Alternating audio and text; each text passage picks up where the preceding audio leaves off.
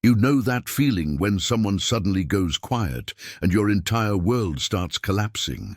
Not angry quiet, not busy quiet, just silence, the kind that makes you check your phone every 3 minutes, replay every conversation in your head, and convince yourself that everything is falling apart.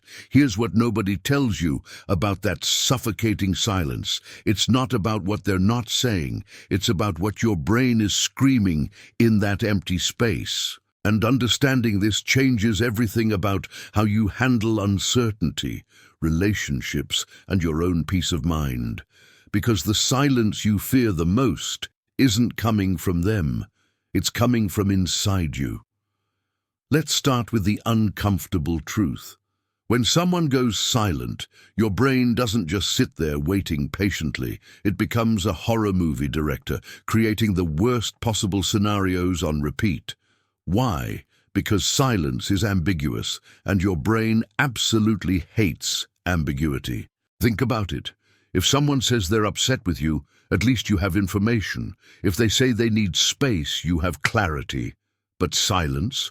Silence is a blank canvas, and your anxious mind paints nightmares on it. This isn't weakness. This is your survival system doing exactly what it was designed to do. Your ancestors, who worried about unexplained silence in the forest, lived longer than those who didn't. That rustling in the bushes could be nothing, or it could be a predator. Better to assume the worst and stay alive. Your brain still operates on that ancient wiring. Silence triggers your threat detection system because uncertainty meant danger. The problem is, we're not dodging predators anymore. We're navigating text messages, work emails, and relationships, but your brain hasn't gotten the memo. It treats a delayed response the same way it would treat unexplained sounds in the dark. Maximum alert, every protective mechanism activated. And suddenly you're spiraling, not because something terrible happened, but because nothing is happening at all.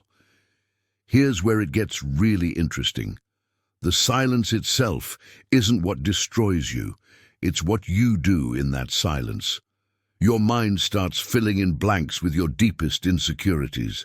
If you've always worried you're too much, silence means you finally push them away. If you fear abandonment, silence confirms everyone leaves eventually. If you doubt your worth, silence proves you're forgettable. See the pattern? The silence becomes a mirror reflecting your core wounds back at you. And here's the twist that most people miss. You're not actually afraid of their silence. You're afraid of your own thoughts in that silence. You're terrified of being alone with the voice that says, maybe you're not enough, maybe you never were, maybe everyone sees what you've been hiding. The other person's silence just removes the distraction. Suddenly you're face to face with every fear you've been outrunning. This is why silence feels more devastating than rejection. Rejection gives you something to process. Silence forces you to sit with everything you've been avoiding about yourself.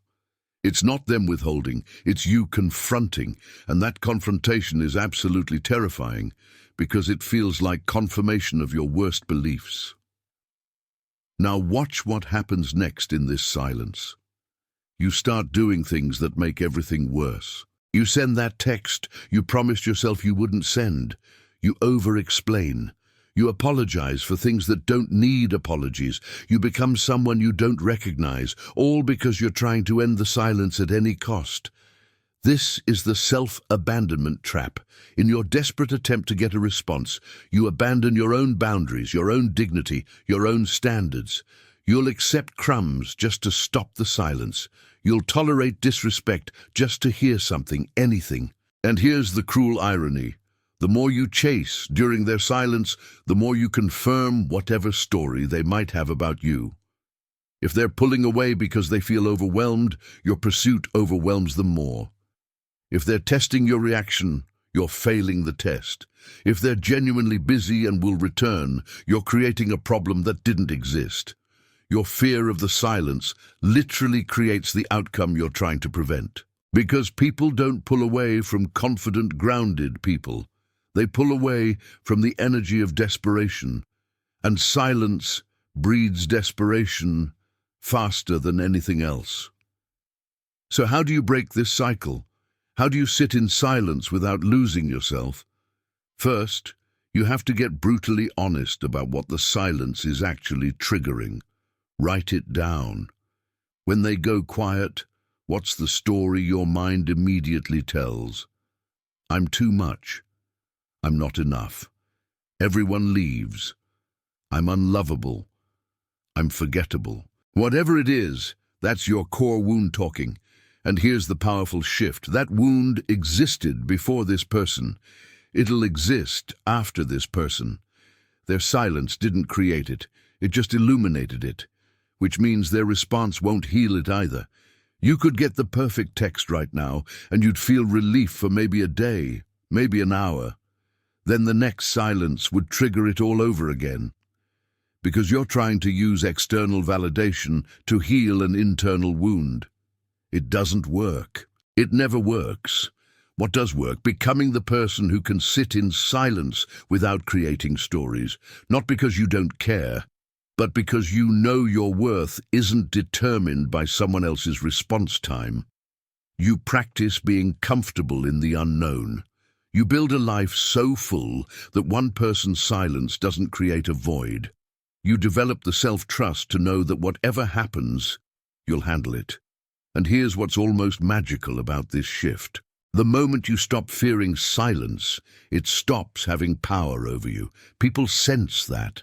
They feel the difference between someone who needs their response and someone who welcomes it but doesn't require it. The silence that terrifies you isn't teaching you about them. It's teaching you about you.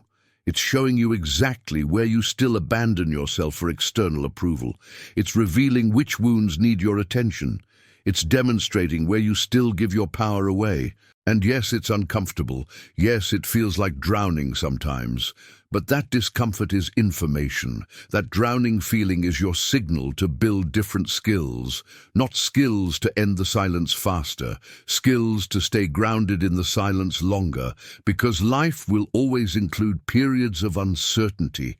Relationships will always have moments of disconnection. People will always sometimes be unavailable. You can't control that. What you can control is who you are in those moments. Do you become small and desperate?